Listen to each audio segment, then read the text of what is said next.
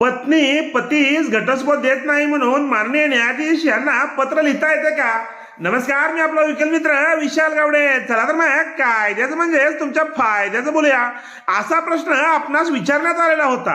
पती पत्नीच्या कौटुंबिक वादामध्ये पत्नी घर सोडून निघून गेलेली असेल किंवा पत्नीने शारीरिक व मानसिक त्रास दिला असेल, घटस्फोटासाठी कायद्यामध्ये इतर जी जी कारणं दिलेली आहेत त्या त्या कारणासाठी माननीय न्यायालयामध्ये घटस्फोट मिळण्याचा अर्ज दाखल करता येतो. माननीय न्यायालयाला कोणत्याही प्रकारचे पत्र लिहून आपला प्रश्न सोडवावा अशी विनंती करता येत नाही. कायद्याने जी प्रोसिजर दिलेली आहे त्या प्रोसिजरमध्ये व संबंधित कलमाखाली आपण न्यायालयामध्ये अर्ज दाखल करू शकतो. मान्य न्यायालयाला पत्र पाठवता येत नाही आणि पाठवले तर पत्रामध्ये कोणत्याही कारवाई होत नाही, कोणताही आदेश होत नाही. आपल्याला मान्य न्यायालयामधून कोणत्याही प्रकारची दाद मागवायची असल्यास त्यासाठी कायद्यामध्ये दिलेल्या तरतुदीनुसार अर्ज दाखल करावा लागतो.